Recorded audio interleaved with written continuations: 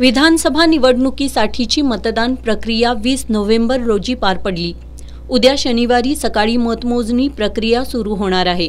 कोल्हापूर दक्षिण विधानसभा मतदारसंघासाठी निवडणूक निर्णय अधिकारी हरीश धार्मिक यांच्या मार्गदर्शनाखाली राजारामपुरीतल्या व्ही.टी. पाटील सांस्कृतिक भवनात मतमोजणी होणार आहे।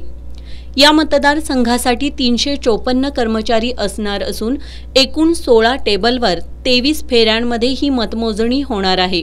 करवीर विधानसभा मतदारसंघासाठी निवडणूक निर्णय अधिकारी वर्षा शिंगण यांच्या मार्गदर्शनाखाली रमणमळा इथल्या शासकीय धान्य गोदामात मतमोजणी होणार आहे।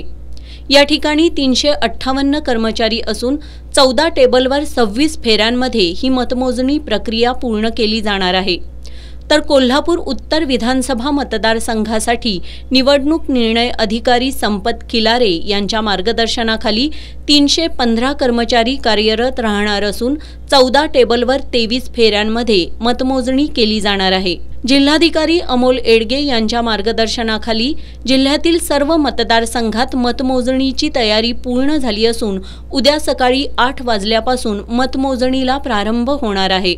सकाळी 11 वाजेपर्यंत जिल्ह्यातील सर्वच मतदारसंघातील निकालांचे कल हाती येतील, तर दुपारी 2 ते 3 वाजेपर्यंत मतमोजणी पूर्ण होईल असा अंदाज प्रशासनानं वर्तवलाय।